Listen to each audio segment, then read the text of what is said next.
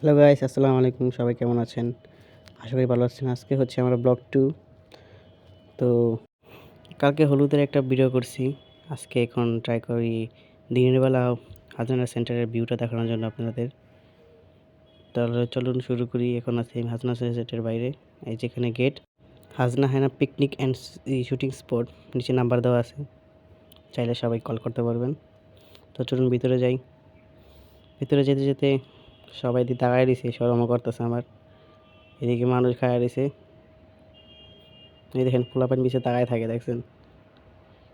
তারপর সামনে যেতে যেতে এই যে এটা সেই ছেলে যার আজকে অনুষ্ঠান, তার নাম রায়ান। আমি আস্তে আস্তে চিপা কেটে বললাম। দিনের বেলা ভিউটা অন্যরকম লাগছে। পরে আমরা আস্তে আস্তে সামনে বাড়লাম, দেখলাম এই যে ওখানে অনুষ্ঠান হয়েছে, কালকে কনসার্ট হয়েছে। এখন এই যে গাড়িগুলো আসছে, বড় বড় নেতারা যারা আসছে, বিএনপির নেতা, তাদের গাড়িগুলা। তারপরে যে পোলাপান বসে বসে দোলনা খাচ্ছে, মানুষ বসে বসে ছবি তুলছে স্টেজে। সবাই খাওয়া দাওয়া করে একটু রেস্ট নিচ্ছে। আমারও খাওয়া দাওয়া শেষ, খাবার পরে ব্লগ করতেছি। তারপর আস্তে আস্তে সামনে যাইয়া দেখি ছবি মুভি তোলা শেষ আমার। স্টোরিতে মারুম পরে বাসায় যাইয়া। ভিতরে আছে খাওয়া দাওয়ার জায়গা। এখন আমরা ওদিকে যাবো না, প্রথমে আমরা যাব অন্যদিকে। এই যে এটা হচ্ছে দিঘি, অনেক সুন্দর লাগছে। তারপর আস্তে আস্তে দেখলাম, সামনে গেলাম, দেখলাম আমাদের বিক্রমপুরের ঐতিহ্যের মতন ঘর করা হয়েছে এই জায়গায়। সেটা দেখে অনেক ভালো লাগলো, কারণ এই জায়গায় যেহেতু শুটিং স্পট হয়, বিভিন্ন ধরনের শুটিং, নাটকের শুটিং করা হয়, তাই এখানে এইসব ঘর সুন্দর লাগে। তারপর হাঁটতে হাঁটতে সামনে যাচ্ছি, একটু ভিউ এনজয় করছি। পট করে দেখি আমার সামনে দিয়া জামে বাবাজি দৌড় দিছে। চলুন আর সামনে, এখানে বসার জায়গা আছে, এখানে বসে বসে রাত্রে বসেছিলাম, কিছু খাইছি এখানে বসে বসে। এখন বসার সময় নাই, আমরা সামনে যাব আরও, আপনাদের আরও কিছু দেখার ট্রাই করব। এখানে আমি একটু বাবলু নিলাম, কিছু মনে করবেন না। এই যে সামনে দেখা পেয়েছি আমাদের সেই বাবাজি, আমাদের মুসলমান, যার এখানে মুসলমানি করানো হয়েছে, তাকে হাই দিতে বলছিলাম, কিন্তু সে আমাকে কোনো পাত্তাই দেয় নাই। যাই হোক, সামনে চলে যাই। যেতে যেতে দেখি এখানে কত মেয়েরা বসে বসে ছবি তুলেছে,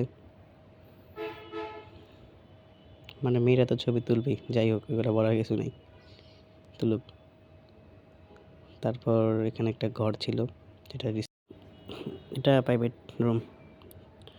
তারপর আমরা আরও সামনে যাব। এখানে ছিল একটা দিঘি, এখানে বসে সুন্দর সুন্দর ছবি তোলা যায়। সুন্দর আছে জায়গাটা, আমার কাছে খুব ভালো লাগছে। সামনে ওই যে ম্যানেজমেন্টের রুম ছিল, আর ওইখানে ছিল মেন গেট। তারপর আমরা চলে এসেলাম আবার সেই আমাদের ঐতিহ্যবাহী গড় বিক্রমপুরের, এটা দেখতে। এটার ভিতরে এটাও একটা রুম, থাকা যায়, মানে জিনিসপত্র রাখার জন্য একটা ছোটো মোটো রুম, সুন্দরই। আমার কাছে এগুলো ভালো লাগে। তারপর হাঁটতে চলে এসেলাম আম্মুর কাছে। এই যে আমার আম্মু, আম্মু হাই দিছে, আমি হাই দিলাম আম্মুর সামনে যায়। তারপর আম্মুর সাথে আসলো আম্মুর বান্ধবী আন্টি। তারপর চলেন একটু ভিতরে যাই, দেখি ভিতরে কি আছে। হাঁটতে হাঁটতে দূর থেকে অনেক সুন্দর একটা জিনিস দেখতে পারলাম, দেখেন কি সুন্দর রস পাড়তাছে। এখনো রস খাওয়া হয়নি এই বছর, ছিটি তো পড়ে না।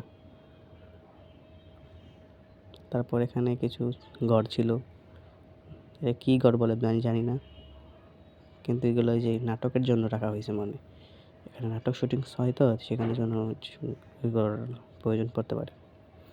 এখানের ভিতরে খাওয়া দাওয়া হয়েছে, এখানেও খাওয়া দাওয়া হয়েছে। এখানে আর দেখার মতো আর কিছুই নেই, যা আসলে দেখাইছি। তারপর একটু ব্যাকগ্রাউন্ডে ভিউ নিলাম। এখানে একটা সুইমিং পুল ছিল, যেখানে আমরা সকালে সুইমিং করেছি। এটা হচ্ছে প্রায় বিকালের দৃশ্য। এই ছিল আজকে শাকিব খানের রিসোর্ট ট্যুর। দিনের বেলা জিনিসটা দেখতে সুন্দর ছিল।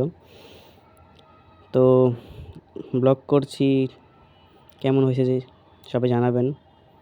কী কী ভুল হয়েছে, কী কী করলে ভালো হবে, কীরকম ভিডিও করলে ভালো হবে সবাই জানাবেন। অবশ্যই কমেন্টসে সাজেস্ট করবেন, আমি অবশ্যই কমেন্ট পিক করব, কমেন্টে রিপ্লাইও দেব। তো বেশি বেশি কমেন্ট করবেন এবং সাবস্ক্রাইব অবশ্যই করবেন। তো এই ছিল আজকের ব্লগ। সবাই ভালো থাকবেন, সুস্থ থাকবেন। আল্লাহ হাফেজ।